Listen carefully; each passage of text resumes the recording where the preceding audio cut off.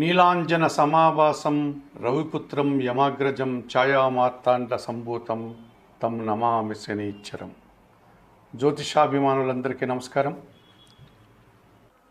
కుంభరాశి వారికి ఈ శని భగవానుడు కుంభరాశిలో వక్రం తొలగించుకుని సక్రమంగా ప్రయాణం చేయడం వల్ల, శని యోగం వల్ల, జన్మశని దోషం వల్ల ఎటువంటి ఫలితాలు ఉంటాయి, అవి అనుకూలంగా ఉంటాయా ప్రతికూలంగా ఉంటాయా అన్న విషయాన్ని ఇప్పుడు మీరు తెలుసుకోబోతున్నారు. ఈ కుంభరాశి వారికి జన్మరాశ్యాధిపతి మరియు వ్యయాధిపతి అయినటువంటి శని భగవానుడు జన్మరాశిలో అనగా కుంభరాశిలోనే ప్రయాణం చేస్తున్నాడు.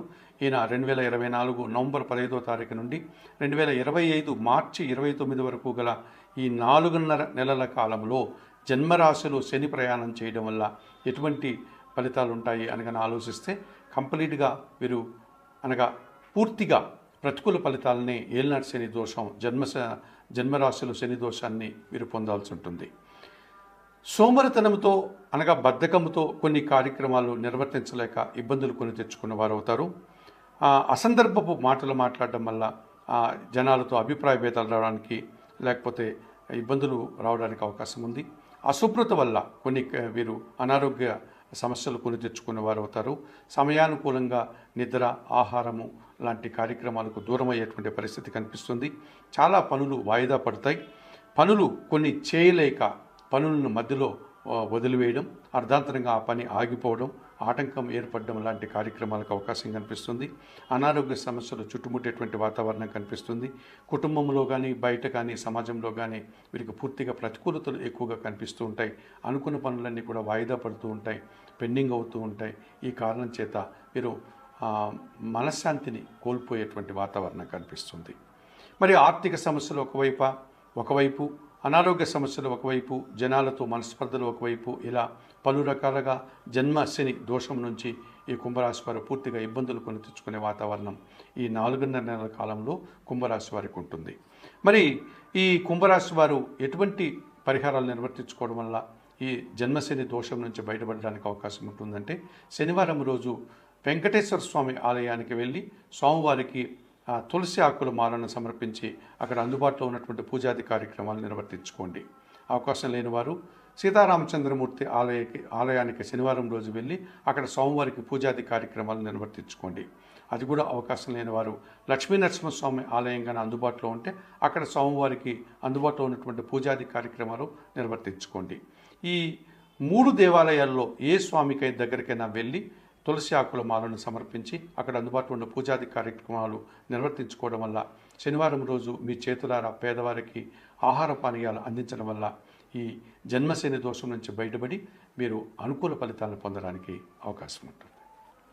కుంభరాశి వారికి ఈ శని భగవానుడు కుంభరాశిలో వక్రం తొలగించుకుని సక్రమంగా ప్రయాణం చేయడం వల్ల, శని యోగం వల్ల, జన్మశని దోషం వల్ల ఎటువంటి ఫలితాలు ఉంటాయి, అవి అనుకూలంగా ఉంటాయా ప్రతికూలంగా ఉంటాయా అన్న విషయాన్ని ఇప్పుడు మీరు తెలుసుకోబోతున్నారు. ఈ కుంభరాశి వారికి జన్మరాశ్యాధిపతి మరియు వ్యయాధిపతి అయినటువంటి శని భగవానుడు జన్మరాశిలో అనగా కుంభరాశిలోనే ప్రయాణం చేస్తున్నాడు.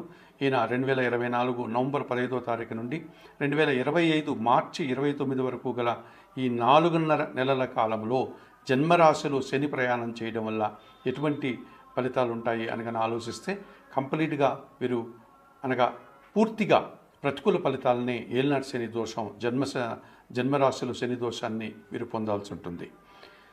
సోమరితనంతో అనగా బద్ధకంతో కొన్ని కార్యక్రమాలు నిర్వర్తించలేక ఇబ్బందులు కొని తెచ్చుకున్న వారు అవుతారు.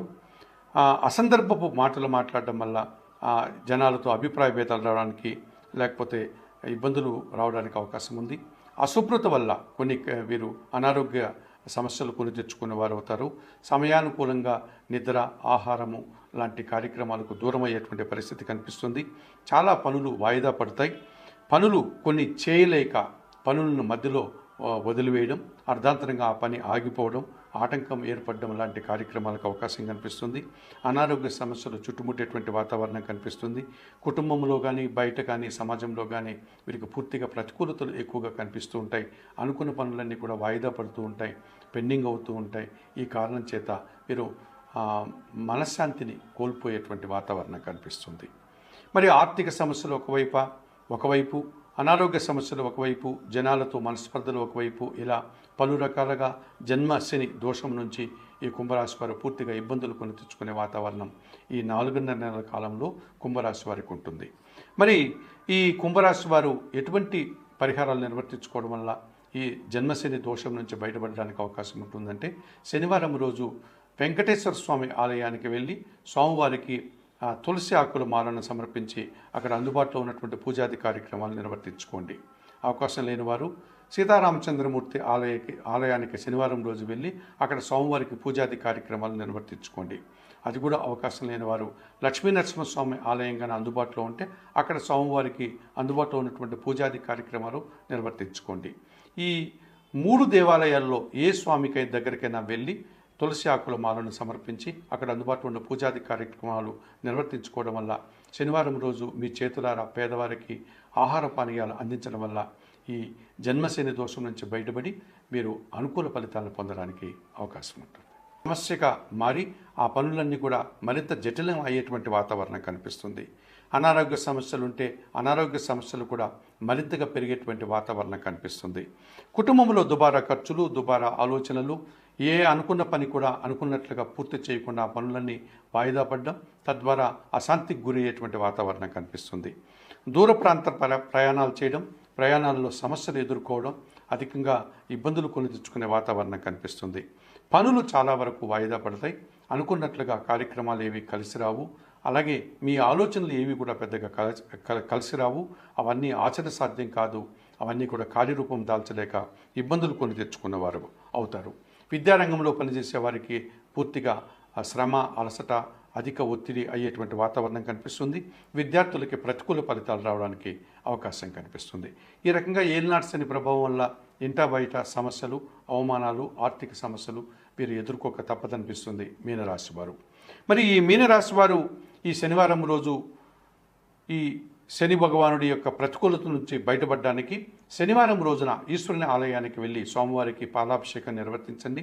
లేకపోతే శనివారం రోజు ఆంజనేయ స్వామి ఆలయానికి వెళ్ళి అక్కడ అందుబాటులో ఉన్నటువంటి తమలపాకుల పూజ కానీ, సింధూర పూజ కానీ, వడమాల పూజ కానీ మీరు చేయండి. అలాగే నిత్యం సుందరకాండ పారాయణం చేయండి. నిత్యం గోసేవ చేయండి. వయోవృద్ధులకు మీ చేతనైనంత వరకు ఆర్థిక సహాయం కానీ, ఆహార పానీయాలు అందించడం కానీ, వైద్య సహాయం అందించడం కానీ చేయండి.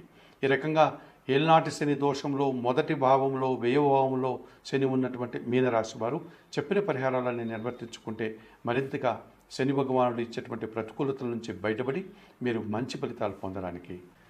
గాదిచ్చ కౌశికచ్చైవ పిప్పలాదో మహాముని కోనస్థ పింగళో బభ్రుః కృష్ణ రౌద్రాంతకో యమః సౌరిః శనిచ్చరో మందః పిప్పలాదేన సంస్థుతః ఏతాని దశనామాని ప్రాతురుత్తాయ యః పఠేత్ శనిచ్చర కృతా పీడాన కదాచిత్ భవిష్యతి. ఈ శని భగవానుడి ఈ శ్లోకాన్ని, ఈ శని భగవానుడి యొక్క నామాలకు సంబంధించినటువంటి ఈ శ్లోకాన్ని మీరు రోజు చదువుకోవడం వల్ల మరింతగా సుఫలితాలు పొందడానికి కూడా అవకాశం కనిపిస్తుంది.